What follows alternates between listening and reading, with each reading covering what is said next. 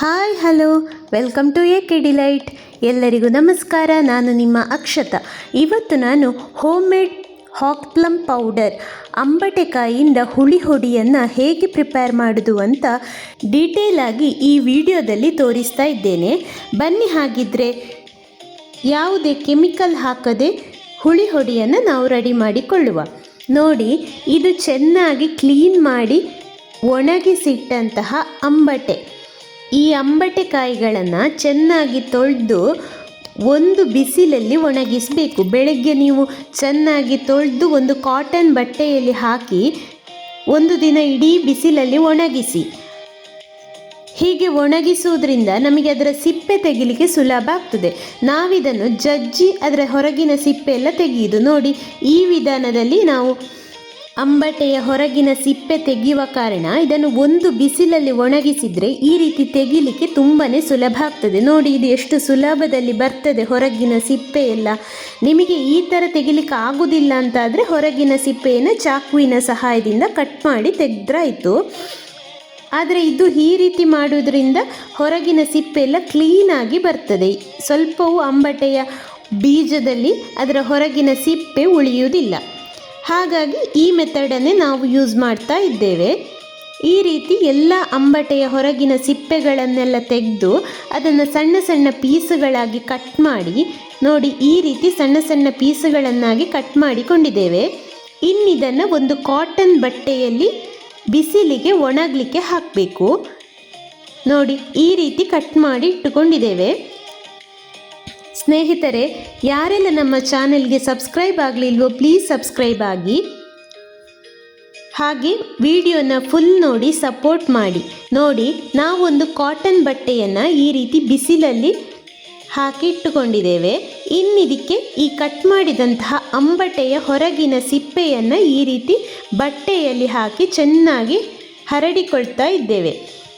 ತೆಳುವಾಗಿ ಹಾಕಿಕೊಂಡ್ರೆ ಅದು ಬೇಗ ಒಣಗ್ತದೆ ಅಂತ ಹೇಳುವ ಉದ್ದೇಶದಿಂದ ನಾವಿದನ್ನು ತೆಳುವಾಗಿ ಹರಡಿಕೊಂಡಿದ್ದೇವೆ. ನೋಡಿ, ಈ ರೀತಿ ಹಾಕಿಕೊಂಡ್ರಾಯಿತು. ಚೆನ್ನಾಗಿ ತೆಳುವಾಗಿ ಹರಡಿಕೊಂಡ್ರೆ ನಮಗದು ಬೇಗ ಒಣಗ್ತದೆ. ಹಾಗಾಗಿ ತೆಳುವಾಗಿ ಹಾಕಿಕೊಳ್ಳಿ.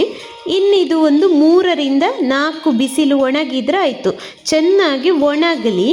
ನಾವು ಯಾವುದೇ ಕೆಮಿಕಲ್ ಹಾಕಿಡುವುದಿಲ್ಲಲ್ಲ ಸ್ಟೋರ್ ಮಾಡುವಾಗ, ಹಾಗಾಗಿ ಬಿಸಿಲಲ್ಲಿ ಅದು ಚೆನ್ನಾಗಿ ಒಣಗಬೇಕು.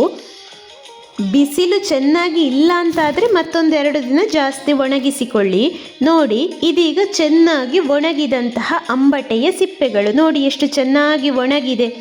ಇನ್ನಿದನ್ನು ನಾವೊಂದು ಮಿಕ್ಸಿ ಜಾರ್ ತಗೊಂಡು ಅದರಲ್ಲಿ ಹಾಕಿ ಫೈನ್ ಪೌಡರ್ ಮಾಡಿಕೊಳ್ಬೇಕು. ನೋಡಿ, ಈ ರೀತಿ ನೋಡಿ ಚೆನ್ನಾಗಿ ಫೈನಾಗಿ ಪೌಡರ್ ಆಗಿದೆ. ಒಂದು ವೇಳೆ ಇದು ಪೌಡರ್ ಆಗಲಿಲ್ಲ ಅಂತಾದರೆ ನೀವು ಬೇಕಿದ್ದರೆ ಜರಡಿ ಹಿಡಿದು ಕೂಡ ಪೌಡರ್ ಮಾಡಿಕೊಳ್ಳಬಹುದು. ನೋಡಿ, ಇದೀಗ ನಾವು ಹುಡಿ ಮಾಡಿಟ್ಟುಕೊಂಡಂತಹ ಅಂಬಟೆಯ ಹುಡಿ, ನಮ್ಮ ಆಡು ಭಾಷೆಯಲ್ಲಿ ಹುಳಿ ಹೊಡಿ ಅಂತ ಕರೀತಾರೆ. ಹಾಕ್ ಪ್ಲಮ್ ಪೌಡರ್ ಇದನ್ನು ಚಾಟ್ಸಲ್ಲೆಲ್ಲ ಯೂಸ್ ಮಾಡ್ತಾರೆ. ಹಾಗೆ ನಿಮಗೇನಾದರೂ ಹುಳಿ ಅಂಶ ಆ್ಯಡ್ ಮಾಡಬೇಕು ಅಂತ ಇದ್ದರೆ ಈ ಪೌಡರನ್ನು ಆ್ಯಡ್ ಮಾಡಿಕೊಳ್ಬೋದು.